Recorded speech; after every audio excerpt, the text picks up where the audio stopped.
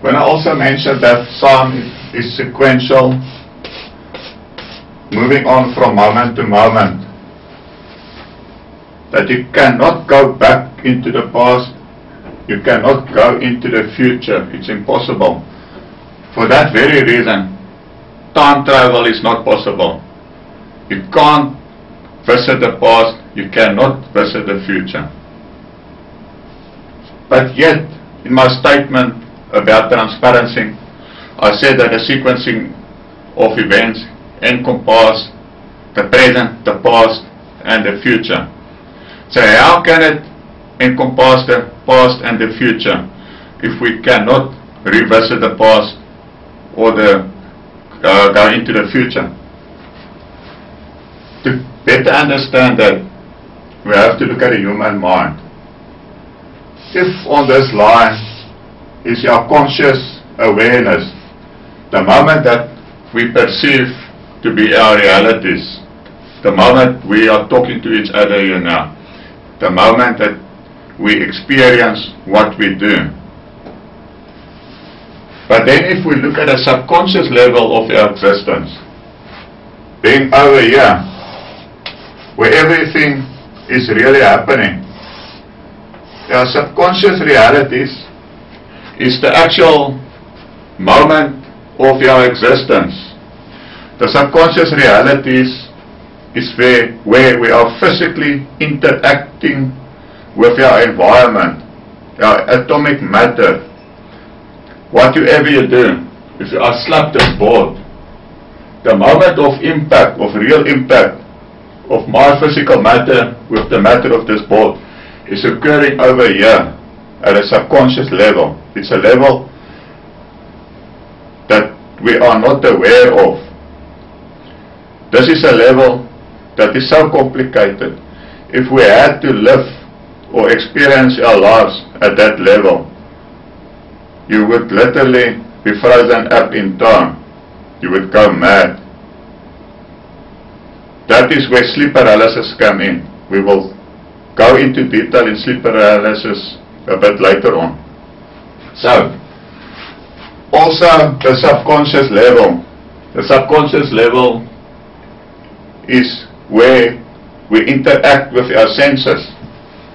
If we look at our senses, sound, vision, smell, taste, touch, all of these senses,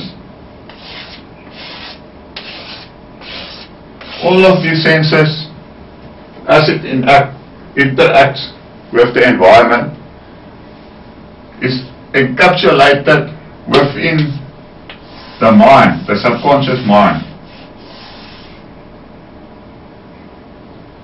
There's such a large inflow of data into the subconscious mind. Something to take note of at this moment is that at the level of the subconscious mind, speed is perceived to be very fast, extremely fast. Our subconscious mind is working at an extremely fast rate. This is also something that we will get to learn about during the course of these videos.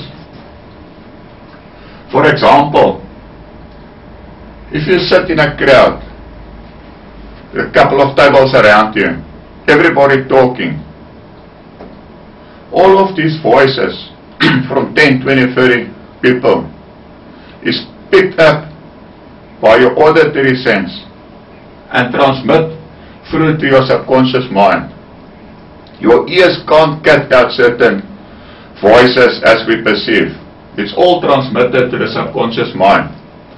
Only within the subconscious mind, on a strictly need-to-know basis, will it take out the relevant data that you wish to entertain. This is also where free will comes in, within limitations of course. But the subconscious level is the level where we entertain free will. So, for example, if I sit at a table, somebody in front of me was talking, and I hear somebody talking behind me, and I can hear people talking next to me, I can subconsciously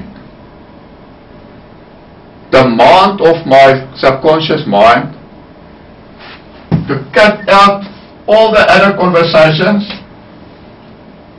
and only make me aware of the one sound that I would like to hear. So even if my friend is sitting in front of me, talking to me, I will see it talking, but I won't hear him because I'll be concentrating on somebody behind me. I'm sure all of you are quite capable of eliminating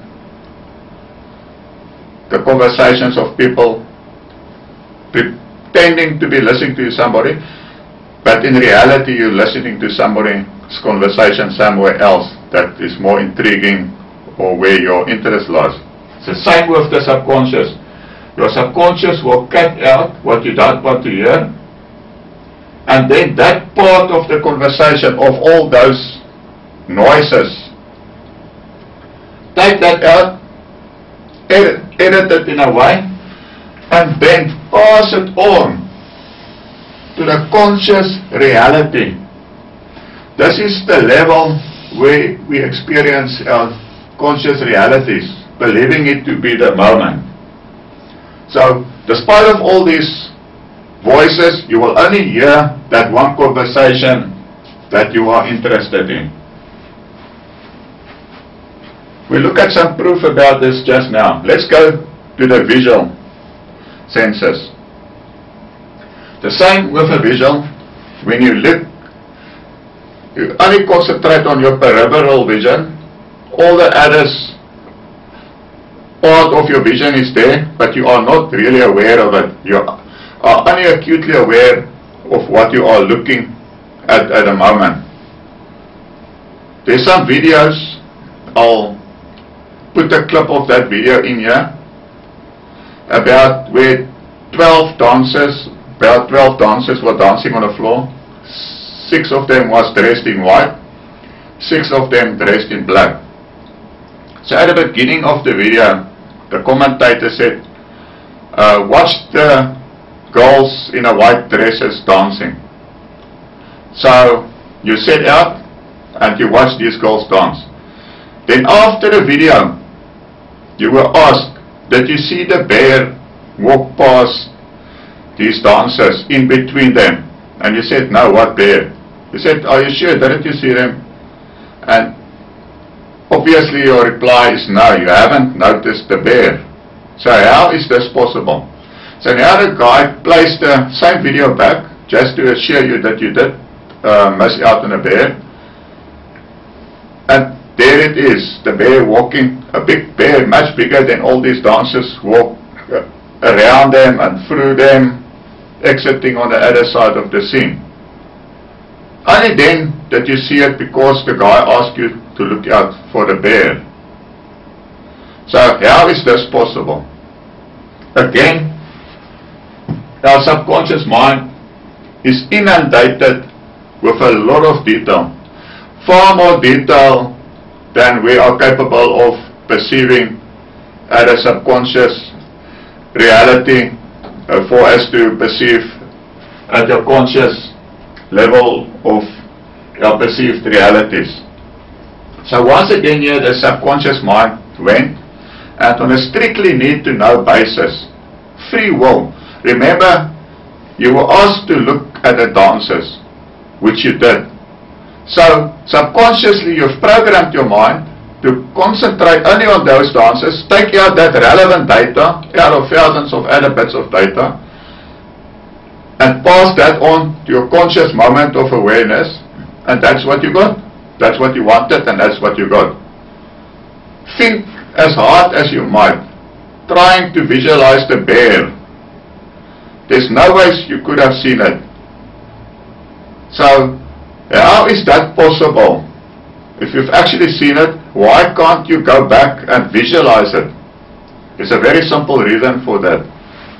Once the data in the subconscious mind has been edited from moment to moment, the relevant data that has been taken out has been passed on to the conscious moment of your awareness, and the rest of that data of that moment has been discarded It's gone. It's lost forever. There's no ways you can retrieve it. No matter how hard you try.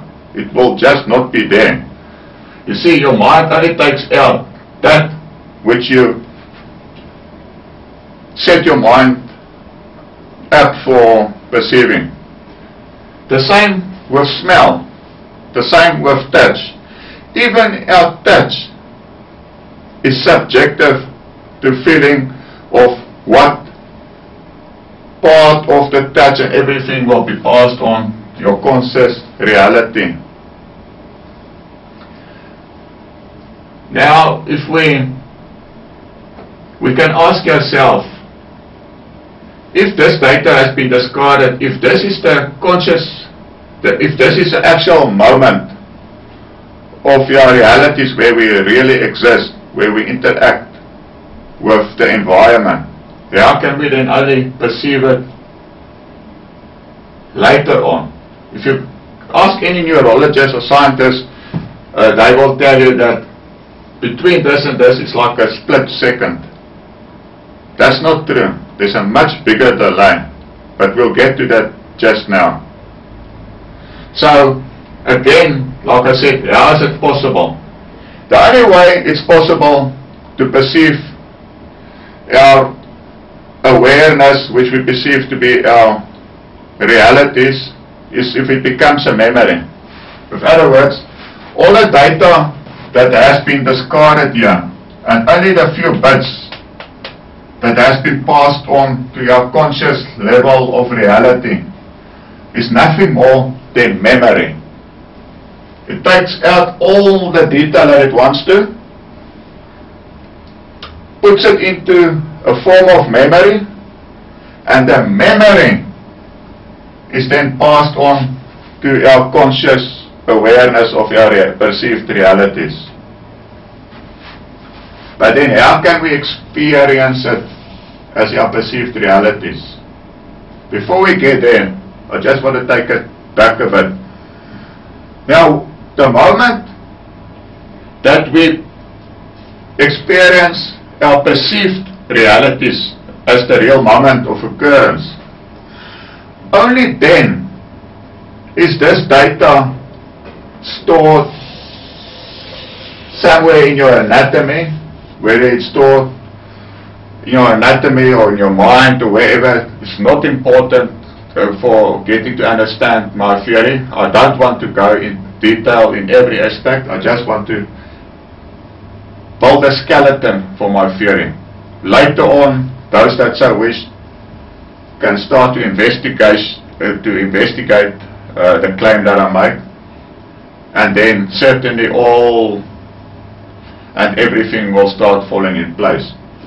So, from our subconscious level of existence, most of the data is discarded only on a strictly need-to-know basis, subjective to what we want to experience, subjective to free will. Is that passed on to our conscious reality? And then, only from here, is that data stored on a permanently basis. That's why whatever happens to you in your real life, most of it is discarded. That which you interact with, which you get to perceive as your reality, is then stored as data. The proof for this, there's plenty of proof which we can go into. So let's get back to how is it then possible for us to perceive data to be our realities? That is by means of a holographic illusion. Yes, you heard me right. A holographic illusion or projection within your minds. So with other words, what you experience as an illusion has really happened. Everything you see, feel, touch, taste was there. You did experience it. You only experience it in the future. But now, what is the future? Because if this is to be true, and our conscious awareness is over here, we can only experience the future if we actually live in the past. Listen carefully to what I'm saying now. You can only experience the future if you live in the past. With other words, what's happening, we only experience later on. So then the actual moment of occurrence we perceive to be in our future. And there's a very good example of this. What I like about this theory, the beauty of it, there's so much research being done over the centuries. I didn't have to do any research. I came up with this theory, and when I started looking at other theories and discoveries, I realized from day to day, on a daily basis, I would discover research that's been done that is only there to prove my theory, to validate it. One such example is, for example, there's been many studies like this done. The last time I looked, there was something like 32 studies at different institutions been done to substantiate this. The one I picked up the first time, I think, was Dr. Dean Radin. Studies they have done showed, or rather the way they saw it was that we can see into the future a few seconds, and they had a very valuable reason for making the statement. They were showing people some pictures, pictures that was horrific and some nice pictures. So these pictures was projected randomly. Nobody knew what was going to come up, a bad or a good picture. Then by sensors they put on the mind, by scanning the mind, they would pick up within the mind, where in the mind doesn't matter for the stage, all that's important is that you understand it. They could see the signals in the mind 6 seconds before the guy saw or the lady saw the good picture. The signal would be in correspondence to what he or she saw. If it was something bad, then a signal would actually show them. So just by looking into the human mind, they could see 6 seconds ahead, before the picture was actually shown, how the mind was going to react to that. And then this research was done by a lot of other institutions to validate the findings thereof. So their conclusion was that we can actually see or sense the future of what is going to happen. So this is problematic. That would mean that we got no free will, because what is going to happen in the future will happen. But that's exactly where they made their first mistake. It's like I said, what happens to be the future only in your perceived realities. But what happens with those pictures that a guy saw was actually the real moment of occurrence that I saw in a mind, and then everything else, even the studies that we saw, and how we perceive it 6 seconds in advance, is actually 6 seconds later. So there you got it. This is a very bold statement to make. If I slap this board, I've already done so 6 seconds ago. We only experience at this moment, but it has already occurred 6 seconds ago. So our physical interaction with our environment being edited, only the relevant data is taken out and it's passed on to our perceived realities. Now, something very important to note. The subconscious and the conscious mind is not two different entities. It's all intertwined, our grey matter of your minds. The subconscious and the conscious mind cannot be separated. It's like taking sand and flour, two different substances, and start mixing it. And then put it in your mind. That is where the sand will be your consciousness and the flour be your subconsciousness. It's all integrated. That is why neurologists, they can look at neurons, the firing of neurons, how signals is being passed on and all that. What they don't realize is that they can do as many studies and researches as they like. They will never ever discover the truth. What they discover is very valid. How the minds of different people, especially people with autism and people being perceived to be normal, the differences in between their grey matter, there's certainly discrepancies in these grey matter of people. You can actually see the differences with all the studies they do. But, for example, if you look at all the signals firing in the mind of all the neurons, some of those neurons firing is the moment of occurrence of the senses. That's where the senses enters our minds, or our grey matter, through the different senses. So, they certainly pick up some of these signals. But they also pick up signals that is your conscious awareness or your perceived realities, which is 6 seconds later. And then they also pick up signals that has now finally been stored in memory, which is another 6 seconds later. So the whole duration of our occurrence lasts for approximately 12 seconds. So if you do any single scan of the human mind, all the signals you see, some of those signals is already 12 seconds old. The